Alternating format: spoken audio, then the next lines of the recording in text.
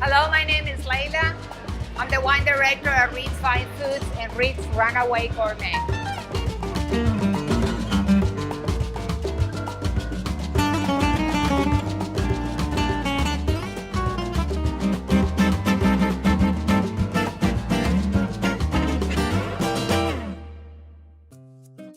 Well, this is Ryan, another wonderful chef at Reid's Fine Foods. Ryan and I have done quite a bit of things together, and this journey takes us to the island of Mallorca. So you're going to prepare for us a typical dish from that region, which is basically a paella, but the rice is being substituted by noodles, and therefore it takes the name of Fideau. So we have all our mise en place here. It's just an unbelievable dish. So you adding your extra virgin olive oil to the pan. Just a little bit to get it hot so your noodles don't stick. Right. Wait for that to get hot. So if you add the noodles while it's cold, you have the possibility of the noodles sticking. Correct. So you're going to coat basically the noodles with the olive oil. So I will assume that the pan doesn't have to be that hot, otherwise it will burn. Just enough to get your oil all the way around. You coat in the pan and you add in the noodles. And what type of noodles we using? We're using linguine today. Linguine today. It should be cut in about 2 inches to 3 inches long, so they have the opportunity to brown but not burn. Which they will cook very quickly on you, so you have to keep moving around. So you can see that the noodle has been totally coated by the olive oil now, and that's going to be your base. We're using Garofalo brand of pasta. I think is one of the best coming from Italy now, and it comes in 15 different shapes, cuts, but this typical dish requires some sort of thin noodle. In Italian it's called Fideau, and in Spanish it's called Fideau as well. And this, you can see now, and if you point to the camera, how the noodles are beginning to change color. Right when you see them start turning a little golden brown, then we will add our clams. Building, yeah. We add the clams first because clams will be the longest thing that'll cook in this dish. And once the clams start cooking, they will reduce and let out their own liquid.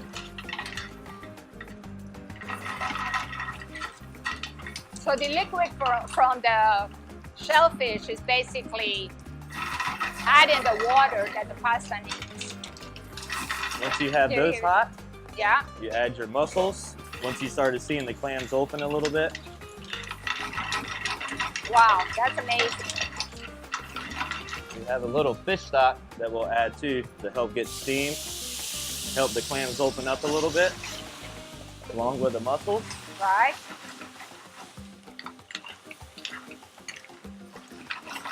And it also adds liquid, so it doesn't, it prevents the noodles from burning.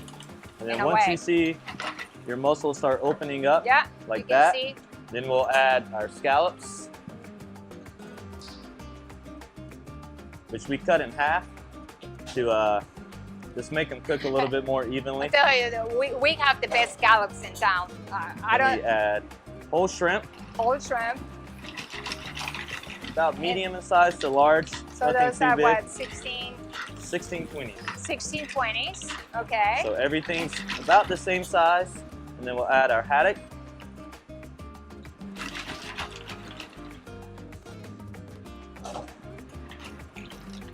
So you can see that the pasta is beginning to receive all this wonderful liquid coming from the fish and the shellfish, adding a wonderful aroma too also.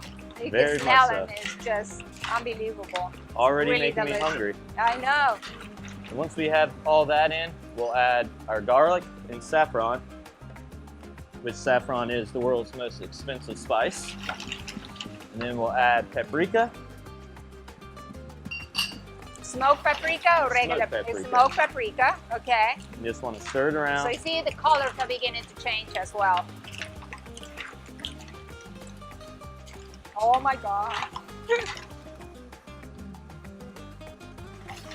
More liquid will come from the tomatoes.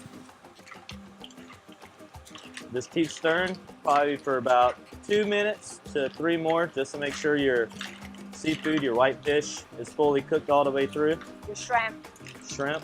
And you'll be able to see when you're going, the more liquid coming into the bottom of the pan. Then we will add fresh chopped parsley.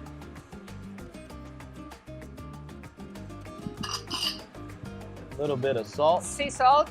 Sea salt. Sea salt. And then a few cracks of fresh black pepper.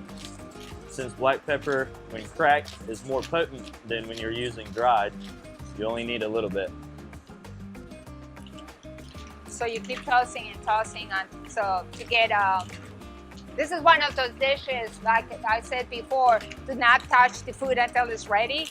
But in this one, because it really doesn't have a whole lot of liquid, you have to keep tossing and mixing. Scallops are done. Scallops are done. They will cook a little bit quicker than everything else. So do you think the pasta is going to be al dente, or you think it's going to, I guess we'll try it, right? We'll still have a little bite to it, but I think it's going to be pretty al dente. Yeah. But it'll have a good crunch to it still. Since you're kind of frying it with the olive oil, right, it doesn't make it too soft like if you blanched it kind of sears it as well. Yeah. I think we are almost there, Layla. I think so too, and I can't wait. It's done. It's actually done. I say we try it. I don't know what to begin. I guess I'm the pasta. I'm going to go for scallop. You're going to go for scallop? I'm going to go for the pasta first. I just want to see, you know, this is like so different. Oh my God. Who would have known? Who would have? Who would have known? Very simple dish, yet with a lot of flavor still in it. The saffron adds a layer of taste there that, you know, is you would not expect. For you and I, it's easy to recognize, but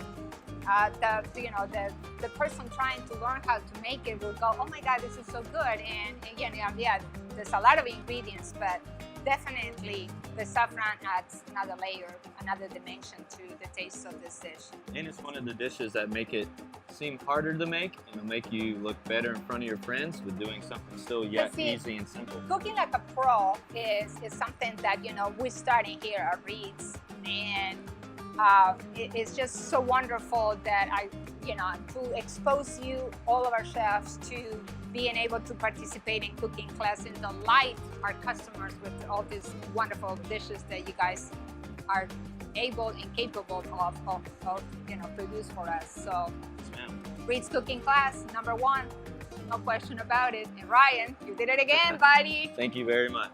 Fabulous dish.